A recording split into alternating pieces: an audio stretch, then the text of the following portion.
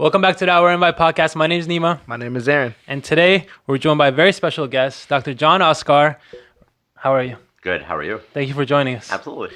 So we just wanted to say thank you for taking the time out today. We know you're very busy, so really appreciate that. And for our listeners, can you just explain, what you do in your role? So I am a spine surgeon. I'm an orthopedically trained spine surgeon. I do specifically complex and revision pediatric and adult. So people who've had previous surgery before and have failed previous surgery, or have abnormal curves or problems with their back that aren't usually the typical spine operations that you see on a daily basis. Awesome. I just had to change my posture just to make sure I'm sitting. Before we walked in, we're like, let me have my posture right, because I know. So you'll be surprised how often that happens. It's like as soon as somebody tells somebody, I treat scoliosis, they do. So on your you're very active on social media. So the first question I actually got off from your Instagram that you brought to awareness. You said June is Scoliosis Awareness Month. Mm-hmm. I actually didn't know that, so I learned that from your Instagram. Can you speak on why early detection is so important? So remember, there's many different types of scoliosis, but one of the more common ones is the idiopathic type, which presents as you go from as you start to enter your teenage years and you go through puberty.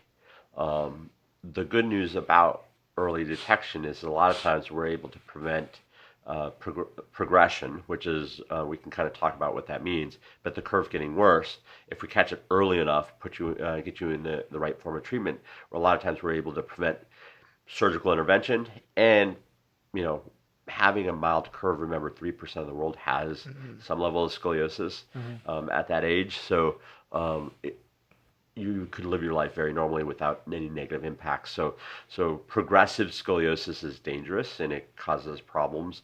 And the important goal is to try to prevent the progressive aspect of it.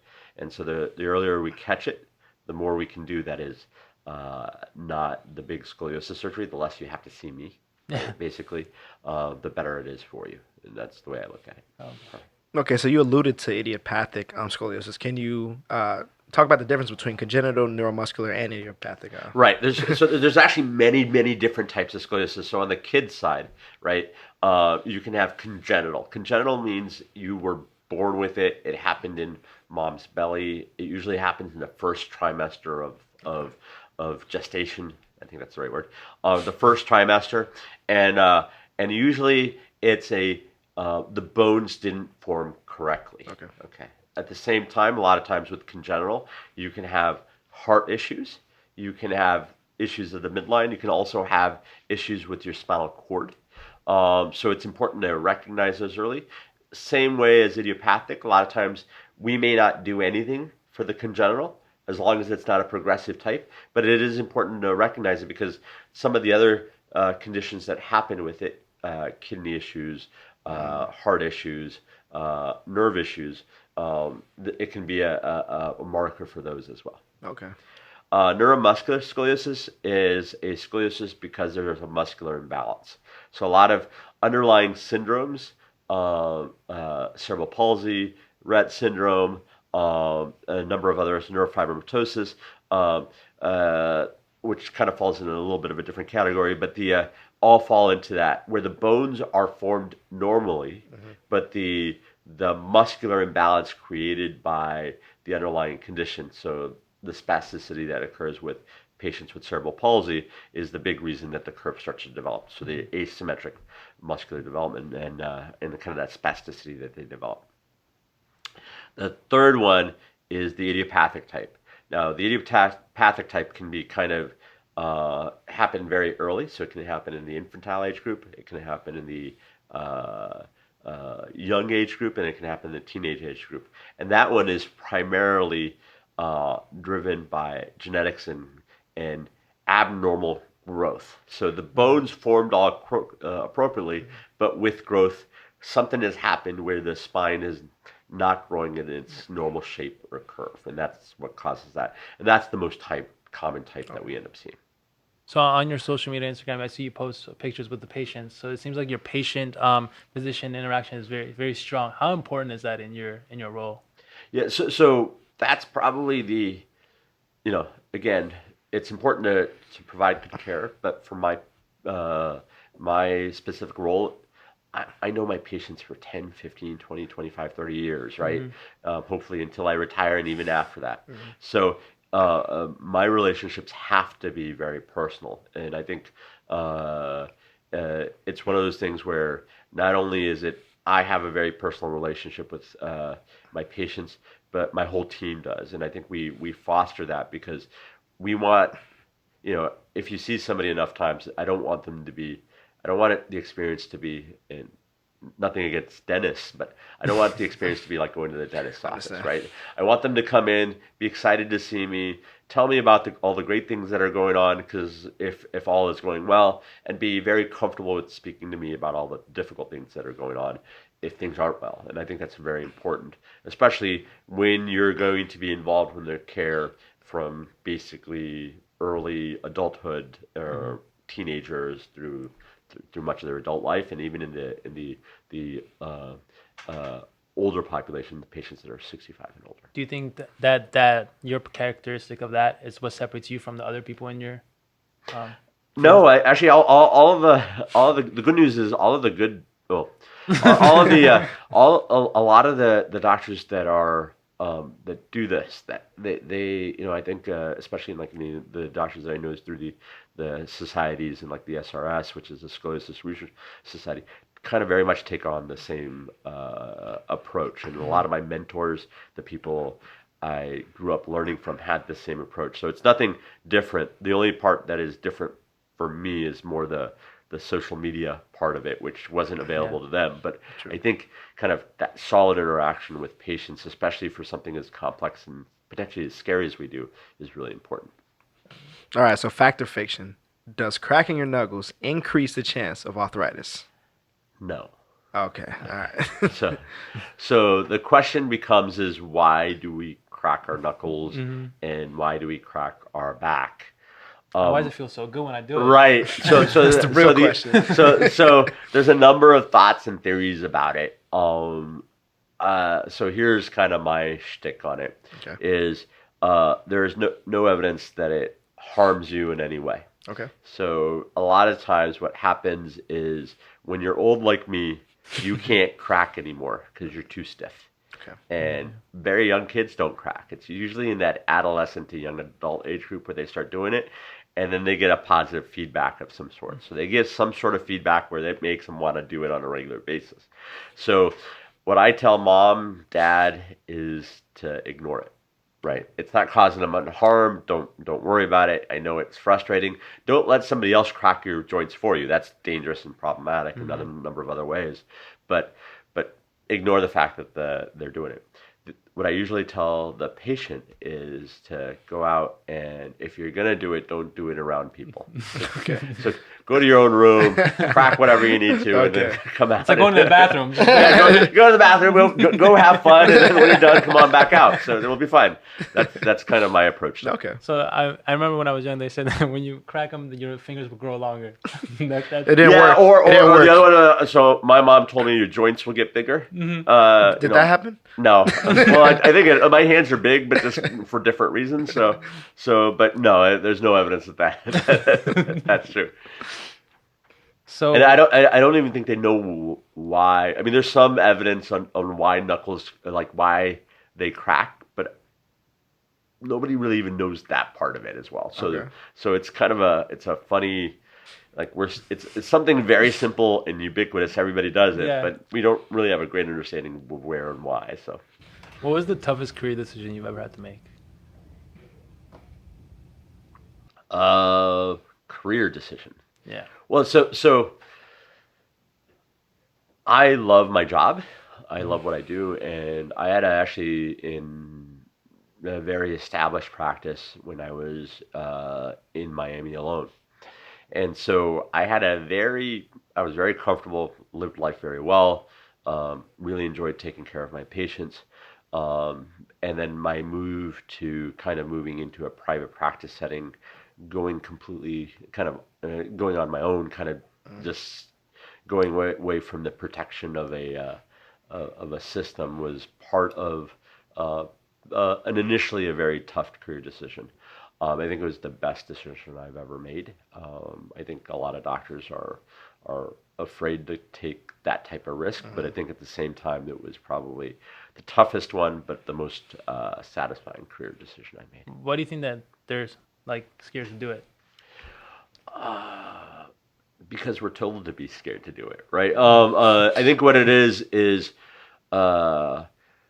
in medicine and in pharmacology and things like that, there is a lot of consolidation into silos, right? And that's happening very, very quickly. So the idea of your local pharmacist who owns the local pharmacy doesn't necessarily exist anymore. The local doctor that owns the private practice down the street, that is going away because and this is a little bit of I wouldn't say a political thing, but it's driven by powers that are above us. Is there's a consolidation of medicine, and it's not a blue or red thing, but the consolidation of medicine occurs on both sides. One wants it more in a socialized setting, the other one wants it more in a corporate setting, but there's a vast consolidation of medicine. And that consolidation, it's like, the Walmart moving in next door, the local the local hardware shop or the local grocery store comes under pressure, and that pressure is what is driving people to stay out of kind of the private practice setting. Plus, physicians in medicine, we don't have a lot of the freedoms to be entrepreneurial in the way that a lot of other like Professions, yeah. yeah, lawyers and other professions. I was just about to ask you that. Like, do you think that the people in healthcare are missing that business mindset, the business drive? No, I think they're very, very entrepreneurial. Like the thing is to be in the position you've gotten to, you have to be creative, you have to be entrepreneurial. But the problem is if you're restricted from doing those things, you can't put your energy to do those things. You have corporate restrictions, you have industry restrictions, you have federal restrictions, right? You have state level restrictions that prevent you from doing all those things. It inhibits that process, and that's what really is going on right now. Is medicine's evolving very, very quickly, and it's this doctors aren't entrepreneurs is kind of that shtick you sometimes see on some of the social media stuff, and it's not true, right? The idea is I have to be an entrepreneur in a different way because I can't do what you do and get away with it. I go to jail, right? And that's the problem, right? I get sued or go to jail if I do what you do. So when you say physicians aren't entrepreneurs or people in the healthcare space aren't, it's our rules are different, and that's why. So what pushed you to go from being an assistant to your own private sector? What pushed that decision? Well, initially, I mean, I think it's a lot of it always ends up being financial, right? I care for my patients in a certain way. I have certain expectations. I want to manage. I want freedom to be able to do those things. That's really important to me.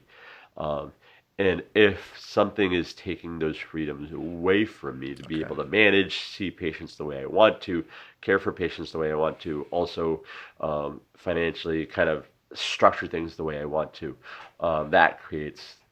that's where the strife creates. That was where the conflict came from. I think for me, it was one of those things where the decisions was very much, a difficult decision, but I don't do well in settings where you try to control my scope of stuff too much. So that's why the decision was made to move away from that. How do you advise people to preserve the normal function and development of the spine? So the most important thing. So there's different question for different age groups, right? Like, so what we'll do is for you guys. You guys are really young and strong, and so something like that, right? Well, one of us. but for you guys, it's very different, right? So for you guys, it's keeping your weight down. So there. I'm already failing. Well, so I'll speak to it this way: is think of it in kind of the analogy I always use is if you take 2,000 steps a day and you're 10 pounds overweight, that's about 20,000 pounds of extra weight you've been carrying around 20,000 extra pounds of reps you've taken, point. on your back, and that has an impact and an effect. So there's growing amounts of data on obesity and its effect on arthritis. Okay. The other part of it is keeping a strong core, right? So keeping your stomach and back strong. Like sit-ups aren't usually the best way to do it. I'm a big fan of Pilates and yoga in the sense of things that require you to hold a neutral position and maintain that neutral position. Mm-hmm. The other part of it, excuse me, is the chairs we use. So the best chairs that exist right now Are are these? are the gamer chairs. Like so if you like the professional gamers, those chairs Oh, that they buy, yeah. yeah. So the video gamers, those chairs are amazing, right? And so I actually purchased one for my office at home because it was one of the better purchases I made. Wow. The other thing is with our laptops and the mobility of our smart devices, we start holding them in awkward positions, and that also adds a lot of stress to your spine. So I would tell you is keep your electronics out of your bed. Make sure you have a nice tall chair or a nice tall workspace. Standing up, moving around a lot, keeping your weight down. Vitamin D, calcium, all those things are important. So how important is it when you're doing procedures to use the newest technology? I saw that you chaired like the ultrasonic procedures. So how important is using? Yeah, so the ultrasonic stuff has been around for a bit. Okay. So so we'll talk to technology first. The thing is with technology is always there's a curve of adoption. Technology can help you and it can kind of be a hindrance, and you just have to understand what makes sense for you and what makes you more efficient and makes the surgery safer. Okay. So it's important to have an ability to critically assess and really look at whether you want to use this technology. And we're not going to go into the financial aspect of it in terms of how much does it cost to bring it in. That's a separate question. But the you know, what are when you use it, how easy is it to use it? Is it a big change from what you're doing now? How much does it improve the outcome of your patient? And does it make things more efficient? So I love tech. I play a lot with technology, but a lot of times I have a lab. I'll do something in my lab for a while before I'll ever adopt it in the OR. And like things like the other thing I utilize is navigation quite a bit. Navigation is one of those things navigation has been around for a while. And so navigation is basically, having a 3D map of the spine in different ways, but it allows you to more safely make cuts in the spine, put screws in, or put instrumentation in. And so those techniques is if they, as I didn't adopt it too early, right? This again, this is one of those things. There's something called an adoption curve.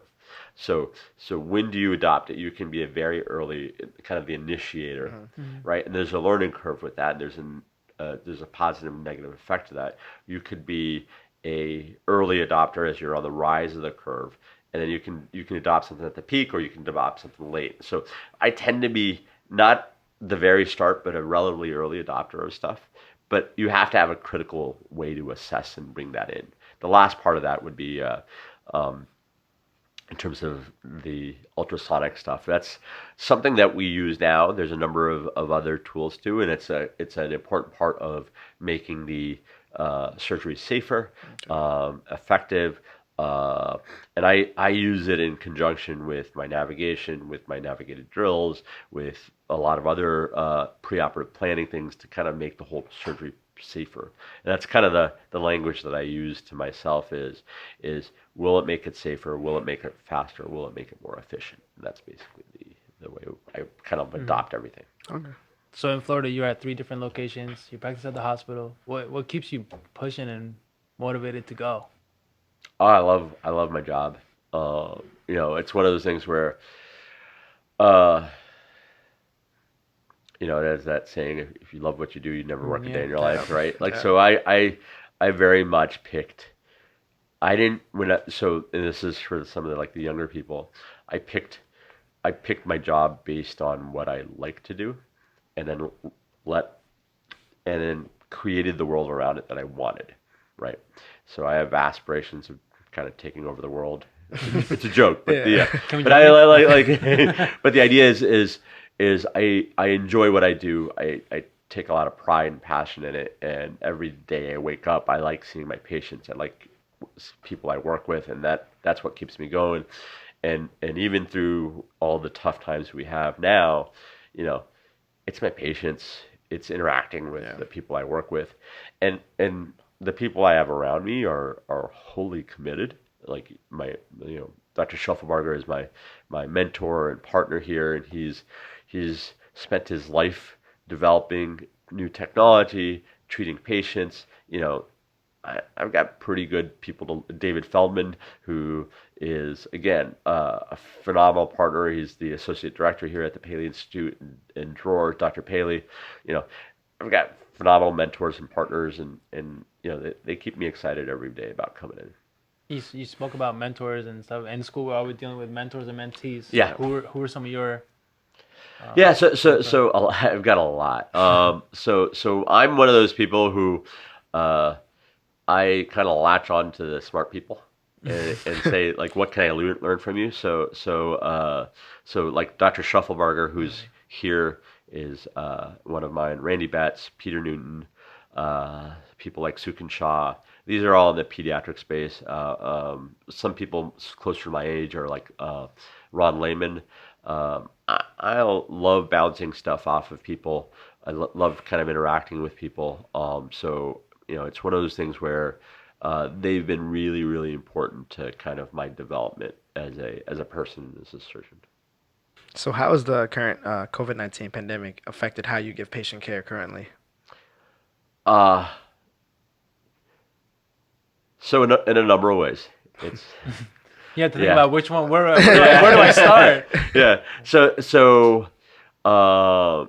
number one, the way I see patients is different, right? That personal interaction part of it, which I've taken a lot of pride in, has changed. So we have to maintain the social distancing aspect of it.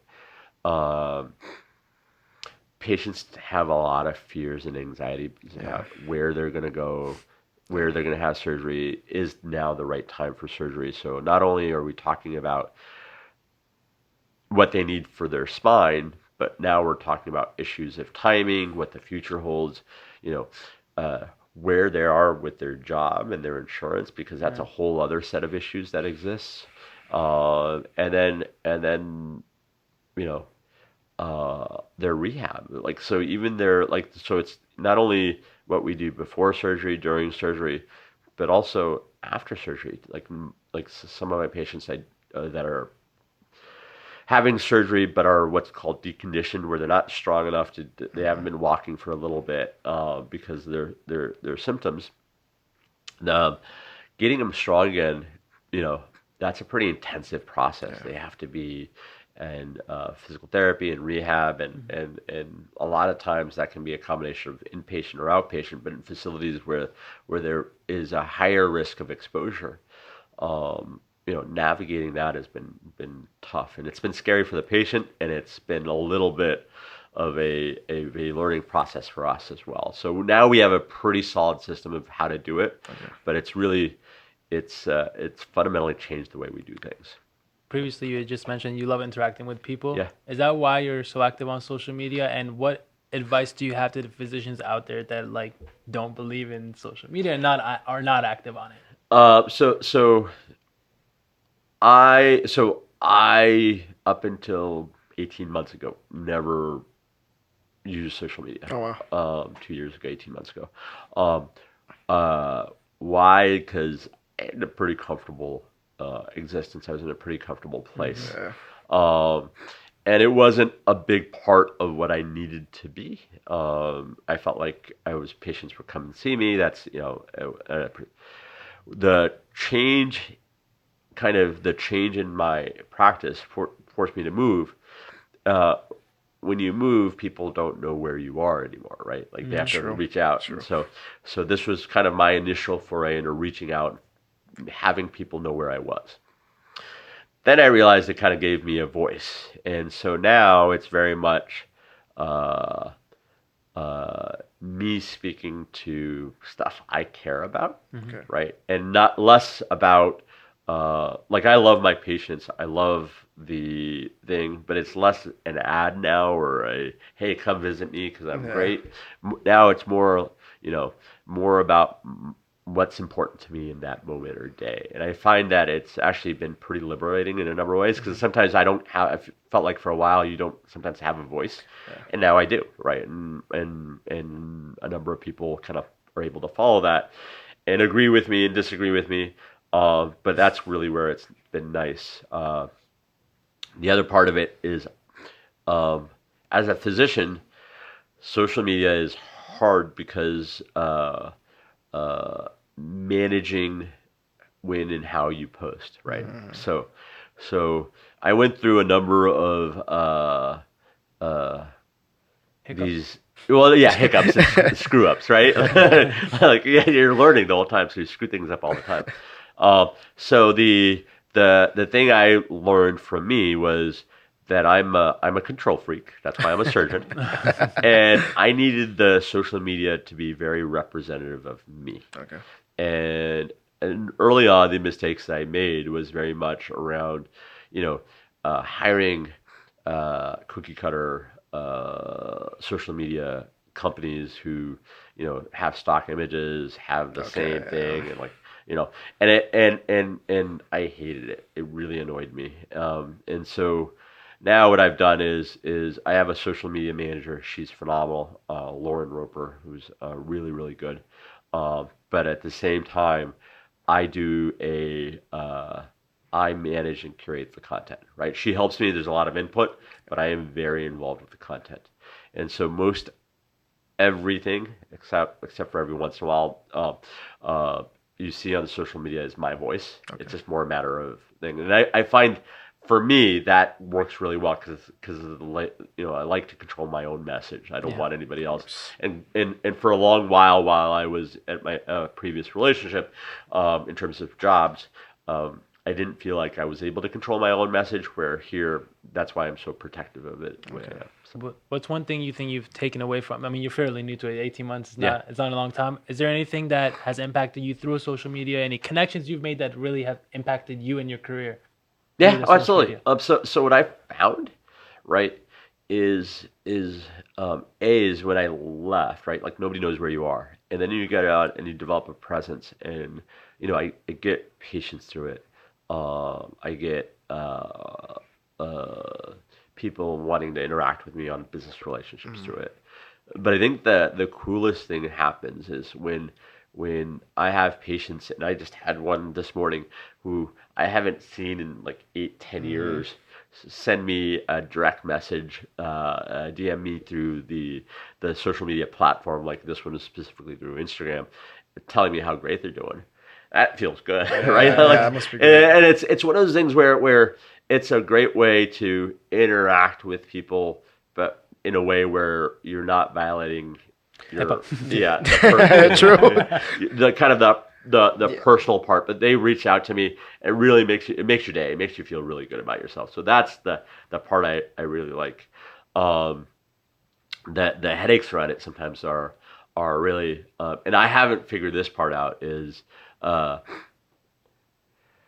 as the reach of my social media platform gets bigger, I have a lot of patients that are reaching out to me who I don't have the capacity to offer assistance to. Meaning, I've a week and a half, or this weekend, I had a family reach out to me from Iran, and I've had families reach out to me from South America. We don't have the capacity to come up, and so that's where things get kind of messy and complicated, and I'm still trying to learn to navigate that. So if you're in the States, it becomes very easy, and if you have financial means, it becomes very easy. But if you don't have either of those, but then I'm on social media telling you, hey, this is great, I can make your problem better. It becomes a little hard. So that one has kind of caused me a considerable amount of personal anxiety of like I have these people who I can't care for. I don't know how to care for. What can I do to help them? And that's what I'm on the social media side. I'm struggling with at the moment is reaching out to people and at least being able to offer them something in a place where they can't receive it, right? In the same way. So, what is one way you'd like to give back to the community, in any way? Well, so for me, I think I think my biggest thing is uh, do what you love and stay local. So my wife Okay. is really good about it, right? Interacting with the local community. I participate. We so a couple things. So back up for a second. I'm involved with the Global Spinal Organization, which is the GSO, and I do uh, relief work or mission work down in Monterrey, Mexico. Okay. I love that. That's fantastic. It was a really great experience, and that's really what has been a lot of fun for me. The other part of it is acting locally, supporting especially now more than anything. It's like the world is really chaotic, right? And it's overwhelming when you start to look at the news or the things like that. And so fundamentally, I can't change that. You can't change that. But if we act, if we care for our neighbor, if we care for our local business, we interact well with the people immediately around us. I think that goes a far way. So for me, it's very much, engaging in our local communities. We engaging with like the Boys and Girls Club, engaging with the like through here we have the Unlimited Foundation, engaging with uh, uh, our school, the PTA, the local businesses. I'm a big believer in the act local kind of thing, and you Okay. can make big changes with that. So, when you were growing up, were there any lessons that your parents instilled in you that you still carry with you today? Hard work, right? I mean, Okay. Of course. like that's one of those things. It's a simple and stupid one, but it's one of those things where my dad was was an immigrant and was involved. Came here from Pakistan. He had the choice of. So I grew up in California, and he had the choice of growing up. He had the choice when he came here to growing up in Santa Cruz. Santa Cruz is on the beach and Yeah. it's beautiful and it's Yeah. brilliant, or in outside of Stockton.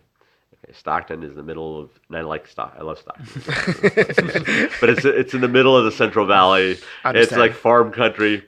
My dad didn't know where either one was, and so he picked Stockton. So we grew up in like farm country, Okay. and so but hard work was the thing. Like my dad worked hard most all of his life. Now he's retired and he's lazy, but deserves it right now. Yeah. But at the same time, it's one of those things. Is hard work's probably the most important thing. If you work hard, you're open minded, everything comes. Right? That's true. So that's kind So of you say you're part of the GSO, and then I looked at you. See, you're part of many other organizations. Were you involved in school? And if so, how were you able to bring that over to after when you got out of school to stay so involved and not just go to work, go home? Like, what makes you want to be involved still? uh, so I didn't get involved in school. That was the mistake I made. Oh, Right. okay. So I would You're tell making you. up for it now. Right. Yeah. So I didn't know. Right. Like I was very much early on in my life I'm going to do what I need to do Okay. and go home and kind of play basketball, do the things that I want to do, and that's fun, right? I love it, right? But at the same time, as I got older, uh, you know, uh, again, you pick what you love to do, and then what it does is if you pick what you love to do, it sucks you in, and the more it sucks you in, the more involved you get. And now the True. problem I have, and I have to get better at it, is taking a step away because I have family. I love my family, and I really want to spend time with them.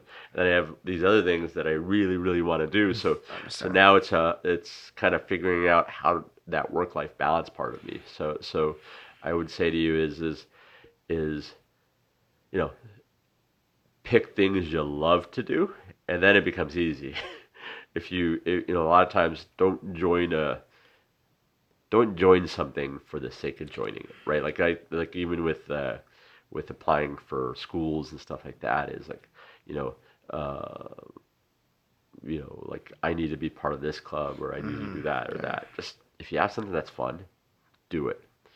And when you do it, it's important to recognize that you do it. So it's also important to document that you've done it. That's a separate issue. But just do what's fun, and then you'll find that a lot of the other things take care of themselves. And then for me, being super involved has become a fun thing.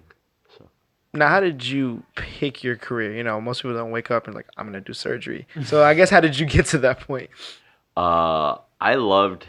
So I'm one of those person, I'm oddly one of those people who love, like, kind of fall in love with whatever I'm doing. Okay. So I was doing things like I liked medicine. I liked this. I liked surgery, and then I really liked surgery, and then I did a short rotation on in pediatric orthopedics, and I thought that was kind of cool. Then I did another rotation in orthopedics, and the first really big complex spine surgery I saw was what's called a T2 to the pelvis case, which is basically the bottom of your neck down to your tailbone. And it was a combined case with the orthopedic surgeons and the neurosurgeons, where they removed also a large a benign tumor in somebody's back when they did the rest of the operation. And it was the coolest thing that I've ever seen.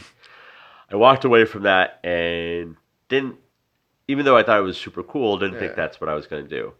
And then during residency, I started doing spine cases, and then I operated with my mentors. There were somebody named Mitch Ryder, and started operating with him. Really, really enjoyed it. And then we did a couple of deformity cases, and then I said, you know what, this is what I want to do. Okay. Like, I don't want to do the rest of it. Like, I'll do the rest I of like this. but I'm going to do this, right? And so I really started to decide to hyper focus on that at that point in time. Can you give us some insight on innovative things you're working on right now, whether it be research, any cool gadgets that you're using? Yeah. So I mean, I think. So I'll say it this way. So what is the future of what we're doing? Yeah. All right. So artificial intelligence, machine learning is going to be a big part of how we make decisions and how we plan surgeries in the future. Mm-hmm. And so there are a number of very cool machine learning platforms, artificial intelligence platforms that are coming online. And now people think of them exclusively in terms of making patient-related decisions, but there are a whole other set of decisions that can be made through those things, and simplify and make the process more safe. So that's part one. Part two is other innovative things is the navigation robotic space is starting to get very, very interesting. And the problem right now with the navigation or robotic spaces is there's a barrier to entry for a lot of people, and that is the expense of the robot, the capital expense of a robot. So how much it costs to buy a robot, how much it costs to buy a navigation system. But there are a lot of smaller companies that are coming online now that have the capacity of reducing that. And that's the beauty of kind of having a nice market-based system that's transparent is as those things evolve, that's going to make the barrier to entry on those things go down, and you'll see them start to be used more ubiquitously, more people using them, and the cost to those and the benefit to the patients start to go up. The third part of it would be like planning for surgery, which is like who's going to do well, who's not going to do well, and what specific variation of surgery that people need, and the data that's required to kind of analyze that. That's very cool as well. And then on the pediatric scoliosis side of it is something called growth modulation and non-fusion techniques. So on the adult side as well, is to be able to do surgeries and correct the scoliosis without stiffening the spine or fusing the spine. Yeah. Or on the adult side is to be able to correct the stenosis without, which we already do without fusing the spine, or be able to manage deformity without fusing the spine. We're a little further away from that, but that would be very, very cool. That's kind of the next generation of stuff. Do you like have a favorite procedure that you like to do? Like, oh, I want to do this today. No, I can do this with my eyes closed. no, there's not. Please no. Please Yeah, no. yeah. So so no. So what I would tell you is I love deformity. So the best feeling in the world is when you walk out of a procedure and you've accomplished your goals, and you can immediately see that, Okay. right? So that's why I like deformity. Is like it's a very mechanical problem, right?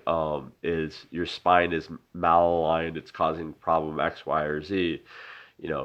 Ideally, if I do X, Y, or Z, you look at the X-ray, that should very much translate to your subjective outcome. So the objective X-ray should translate over, and so that's the part of deformity that I like, and that's the part that I get really excited about. What's one myth that comes with your job as a spinal surgeon? What is one myth that people just Well, there's a number of them. So number one is the amount of that grown up and kids are the same. So when you do like a fusion operation on a kid, how they respond to it, when you do one on an adult, how they respond to it. I think the other one is all I want to do is cut or operate. Even though that's a significant part of what I do, there's a huge part of my practice that is non-operative.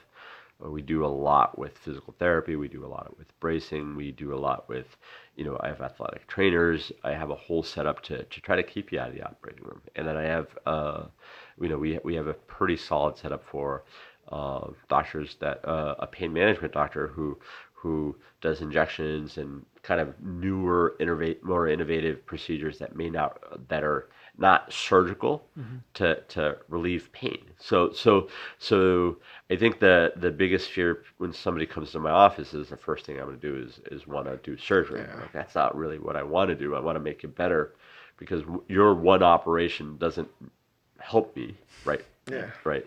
Ultimately, if I have you happy and you walk away really happy and say, I love Dr. Asghar, and you tell 50 other people, well, that helps me, right? And then that'll generate better referrals than me just trying to pump or push an operation on you. How often do you interact with different people in other healthcare worlds, like interprofessional?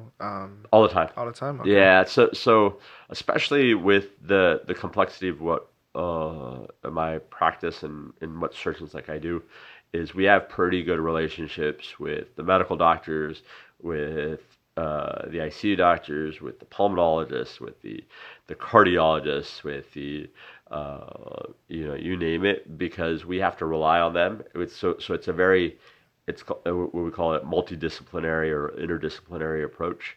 I have a very close connection with the physical therapist, the pharmacist as well, especially as there's a number of adjuncts and medications that are now coming down the online for non-narcotic pain control. Yep.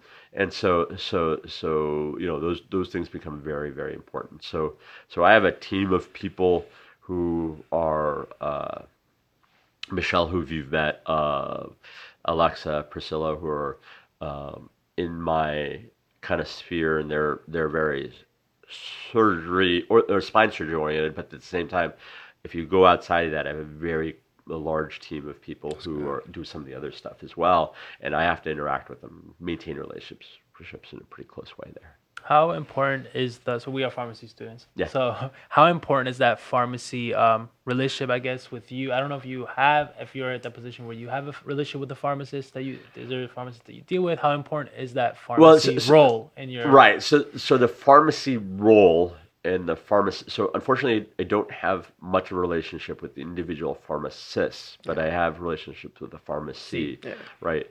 And so, especially now, as we're trying to move away from using traditional narcotic pain medication for treating postoperative pain, intraoperative pain, that relationship with the pharmacy becomes very important. So using certain medications to be able to control patients' pain, using certain types of numbing medications, which were given preoperatively or as soon as the surgery is ending, having you guys being able to assess it for us and the safety and the efficacy and how to best timing wise when to give it and stuff like that becomes really important because I don't, I know mechanics well. I don't understand pharmacokinetics as well as you guys do, right? Like how the medication affects the body, how it goes through the system, how it comes out, what else are the downsides of it. So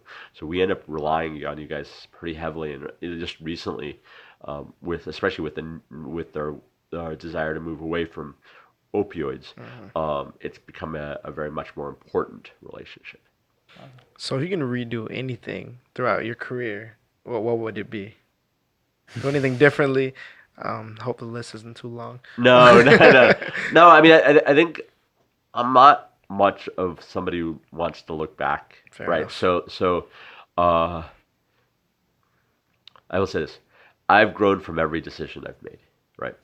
That doesn't mean every decision I've made is the right decision, but I've grown from every decision I've made. And so my approach has very much been is not to focus on I shouldn't have done that. Is very much a how can I make it better the next time I encounter it. Understand. That doesn't mean I don't perseverate over it and beat my head over mistakes I've made, but I try to stay away from the idea that I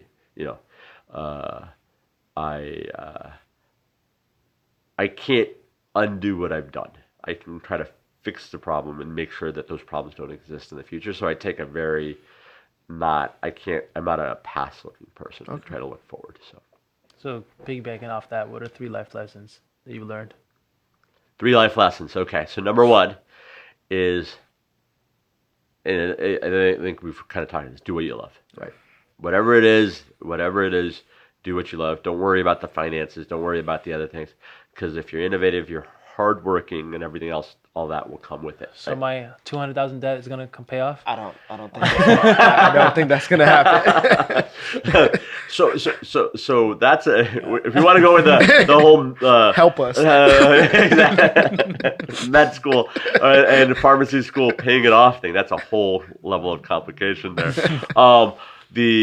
But yeah, so I mean, like, so do what you love, be innovative, right? Push the envelope, right? Like that doesn't mean be dangerous. Doesn't mean kind of things. But try stuff, right? Find the worst way to do it is find a safe incubator, a safe space, and test stuff. And sometimes it'll work, right? Like if you look at it, companies and jobs and like these small businesses, 7 out of 10 fail, right? But 3 succeed, right? So if you try something 10 times, right, you're gonna fail 70% of the time. Shoot 10 times, you're gonna score 3. You're gonna hit something 3 times, right? So the same idea. Yeah. So this is one of those things where don't be afraid to try stuff. Don't be afraid to fail, and love the people you're around, right? Those are the 3 things. That's it. So for me, like sometimes I get criticized for being a little too team and local oriented, in the sense that in my practice, because I have my team and I'm hyper team focused. But I think what it does is it builds relationships, and I'm very comfortable with that. And so for me, again, it's stay local, stay small, figure out the people around you. And then, everything else works out itself. So, where do you see yourself and your career in the near future? Like, what do you want to be doing? What do you want to have done? So I would like to win the lottery. I'm with you. I'm with you. I'd like to. So career-wise, I'm extraordinarily happy where I am. Okay. Okay. I have aspirations of wanting to be a regional center for spine. Awesome. And for complex spine. So I have patients we already have patients from around the world, but the idea here is more just be that powerhouse center. So people don't like going, so this is no reflection on Miami, but people from the Palm Beach area don't like driving all the way down to Miami. It's too far, right? I hear that. And the traffic sucks, right? So if we can provide that service up here, that's what I would like to be doing. The other part of it is just grow as a person. So for me, like again, the practice is important, and then personal growth and development is important. I want to be able to walk away when I win the lottery and retire and be Can we get proud. 5%? Yeah. Oh yeah. If I win the lottery, you guys definitely get 5%. We have it on recording. Okay. I'm all for it.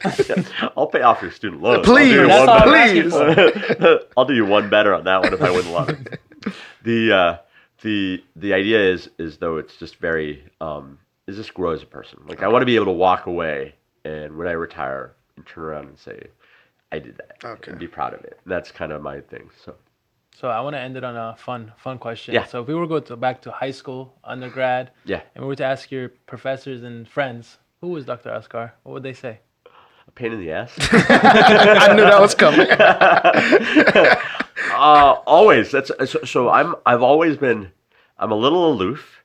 I don't engage well if I'm deep in thought, and so a lot of times people will walk by me. So I always have I have what we call my kids lovingly call the angry Asghar eyebrows, and so I can drop them pretty low. I furrow my brow. I think that's right. And so I'll walk by, and so aloof. Angry, and then I tend to, but I'm not. I'm outwardly not a person like that, but just look that way all the time. And then also a bit nerdy. Okay. Yeah. That's fair. And then, but I love what they do. So I tend to be passionate about what I do. So. That's good. Yeah, we asked that question to every guest, and you really kept it real. You kept it honest. Some people try to polish it. Yeah, try to make it sound good. Like, nah. That's good. Well. I want to thank you for taking the time to sit down with us. Thank you very much. It was a great time talking with you. And then we're buying lottery tickets and please. That's the second time you said it. It's on camera. It's on camera. You all heard it. You're on 3 different cameras. You guys are taken care of. Okay. So, all right. That sounds good. Well, thank you to everyone watching. My name is Nima. My name is Aaron. And thank you for accepting our invite.